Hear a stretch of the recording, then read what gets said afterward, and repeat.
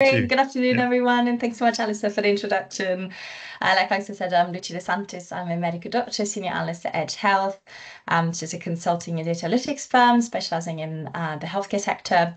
So today I'll be talking a little bit about a recent project of work that we've carried out for NHS England, evaluating the use of AI in skin cancer pathways. And apologies if I mute myself a couple of times to cough, but unfortunately COVID strikes again. So in terms of what I'll be covering today, be giving you a little bit of background on this piece of work, so where it initially stemmed from. I'll touch on the current dermatology landscape and more generally a little bit on evaluations, and then I'll dive a bit deeper into the report we developed, sort of discussing how we are addressing three key evaluation questions on standards of care implementation and post-market surveillance.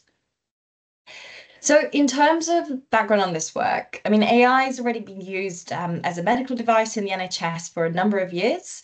And within dermatology, this goes back to 2020 when the pandemic required novel ways of treating patients.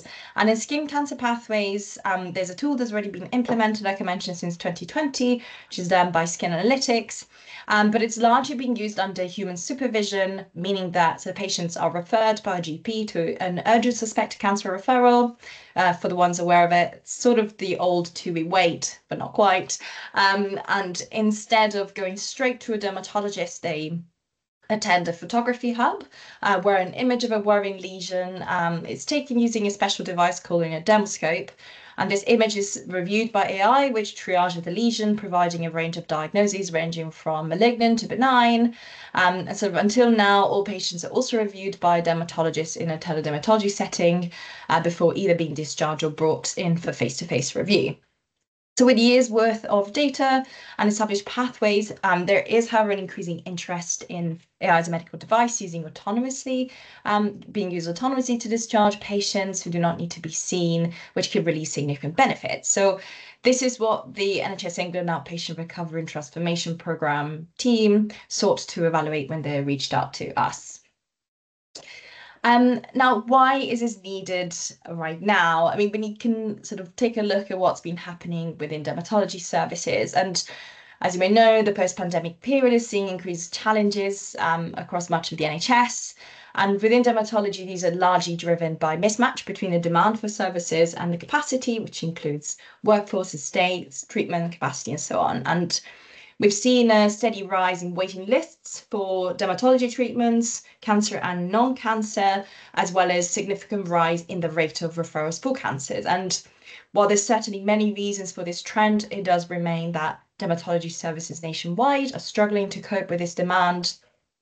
And that's partly due to some chronic workforce shortages, as well as pressures within routine dermatology. So new technologies do offer the potential to tackle some of these now problems. However, we do need sort of longer term planning to improve the situation in the future. So if I just take a very quick step back to tell you a little bit more about evaluations in general. So assessing the benefits of new technologies through evaluation is fundamental in the NHS, as of course we have to decide how to best use scarce resources. And new technology may offer some significant benefits, but of course these may come at a non-inconsiderable cost, and sometimes those benefits may not fully realise or be somewhat inflated. So, and when it comes to AI as a medical device, there is an added challenge of this being a relatively new field with a changing regulatory landscape, as I'm sure we'll hear later this afternoon, which further raises the importance of thoroughly evaluating these technologies. So from our side, what we've decided to do is taking an approach that combined both independent analysis of a large volume of skin lesions and data, together with literature review and engaging with experts within the dermatology field. And that's to ensure all our conclusions were useful, practical, and actionable. So the very first step in effectively evaluating AI in dermatology was to clarify what questions we're looking to answer. And we came up with three together with NHS England. So the first one, is AI as a medical device safe to autonomously discharge benign skin lesions? How was it implemented? And on high level, what are some costs and benefits? And then finally, how can its safety be ensured in the longer term with post-market surveillance? So with those three questions at hand, we then decided what it would take to answer them, particularly that we needed an assessment of current standards of care documented in the literature, and therefore we undertook a meta-analysis to establish what the standards may be. We needed to map how AI is currently implemented to understand the benefit and limitations. And we also needed to explore what post-market surveillance recommendations are already existing, but also how post-market surveillance could practically be implemented. So today you'll hear a little bit more about all of the above. And just to say, that while our evaluation talks of a methodology that is applicable to every AI system in skin cancer pathways, we did focus most of it on derm by skin analytics because it's currently the only tool with the regulatory approval to work autonomously that also has large amounts of data within the NHS. So just before I go into the evaluations, I'd like to thank the EDGE team that made this possible, including my colleagues Yami, Lucy, and George, who brought together their expertise on research methods, evaluations, and health economics to shape this work. Great, so if we just dive straight into standards of care, and apologies in advance, some of these slides are a little technical, but I'll try to keep this as simple as possible. So as mentioned, the key way in which NHS England is looking to integrate AI in skin cancer pathways is to support a reduction in unnecessary appointments by having the AI decide whether a skin lesion is safe for discharge because it is not cancer, so it's benign.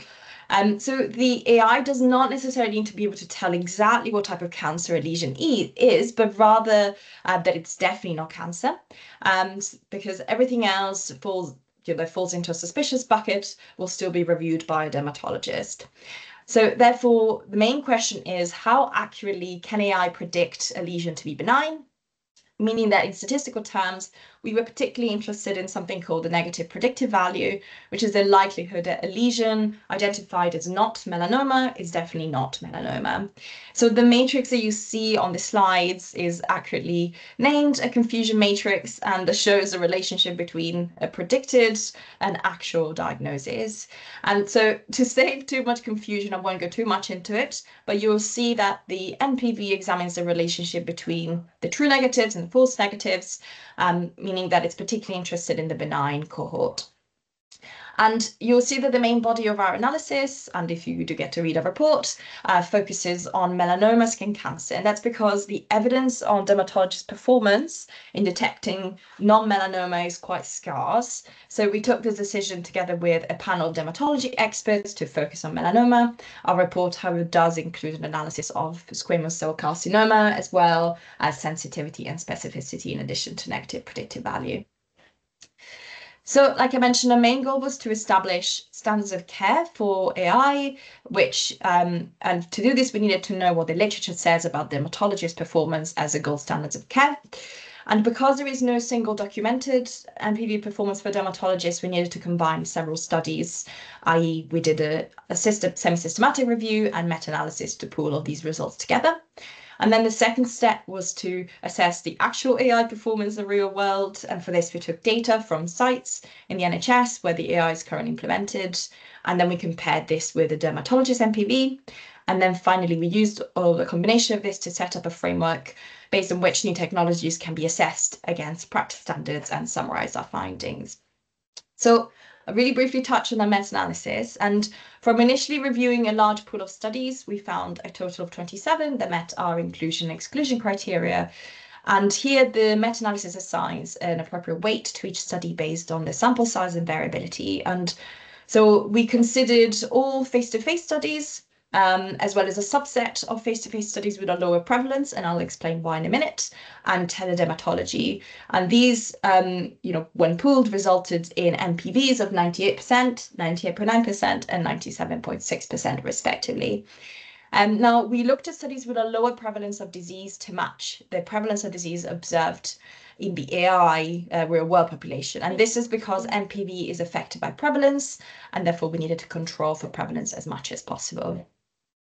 So we then assessed the AI performance by analysing over 33,000 lesions and found that at a prevalence of melanoma of 2.5%, the NPV for the AI's medical device was 99.8%. So when comparing this with the dermatologist performance, you can see that the AI is performing at least as good as dermatologist performance at similar prevalence. And given our literature findings, we suggested perhaps an appropriate standard might be an NPV above 99%. However, worth noting in this analysis, primarily aims to set up a framework for assessing technologies rather than a fixed benchmark.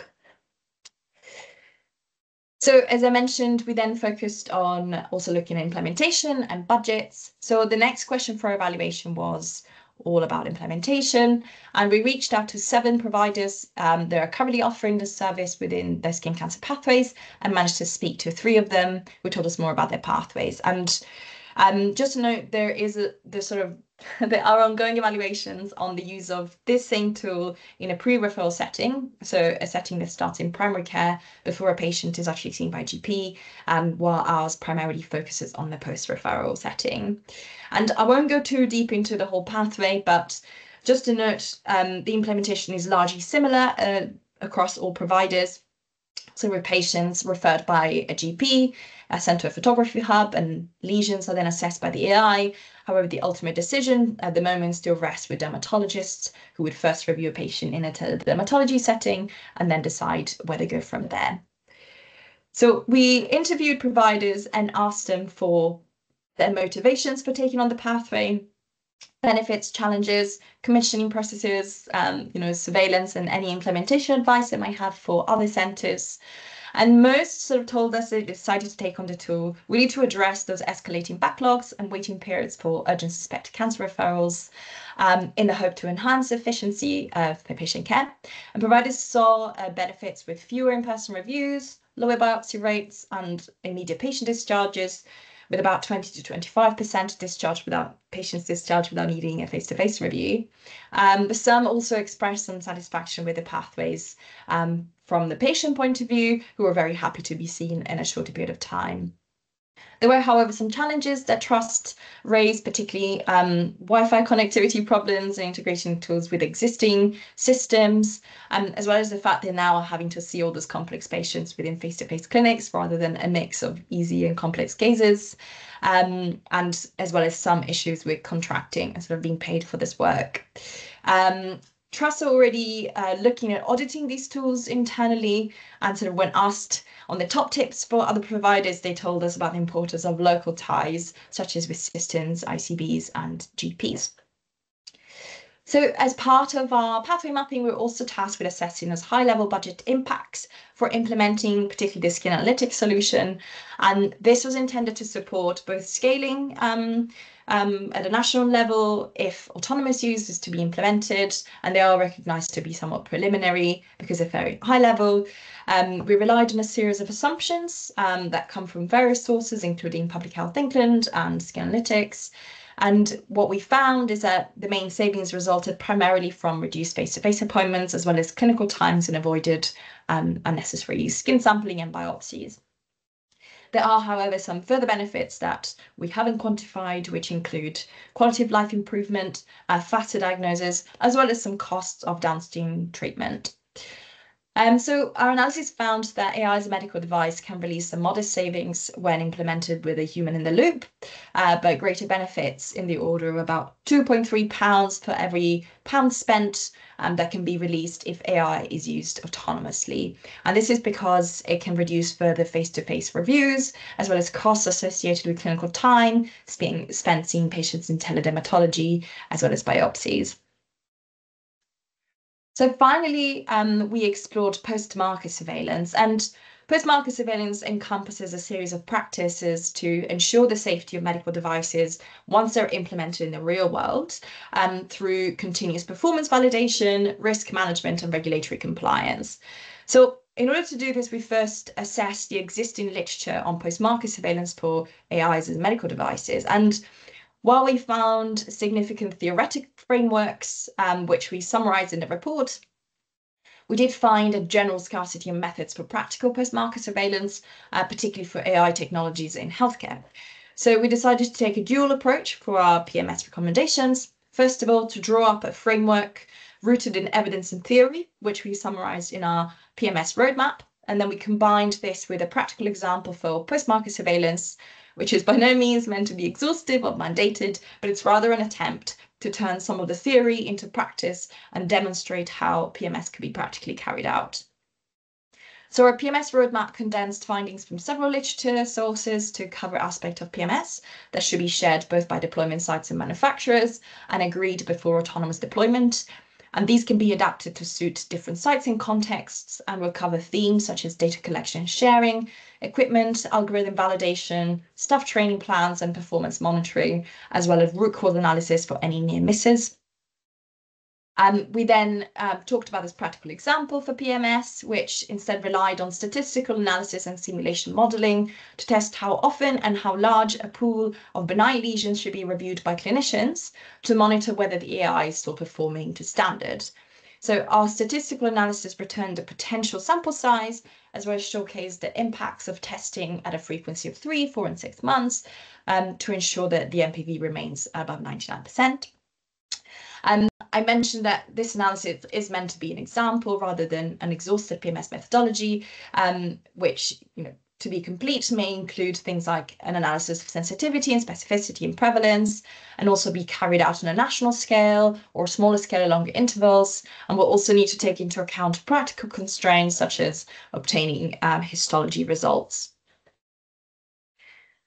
So this is sort of the end of my presentation, and just to summarize, our evaluation attempted to elucidate the safety, implementation and long-term surveillance of AI as a medical device used in skin cancer. We've shown that AI could enhance the efficiency and effectiveness of skin cancer pathways by accurately identifying lesions for discharge, and that it performs with a safety level comparable to that of dermatologists. There are also potential positive economic implications from the use of AI, as well as positive perceptions from sites implementing these technologies that AI can unlock further benefits, such as improved patient care and operational efficiencies. We do acknowledge, however, that the adoption of AI technologies needs robust post-market surveillance strategies, and by combining existing literature with practical methodologies, we have shown how this may be achieved in the future.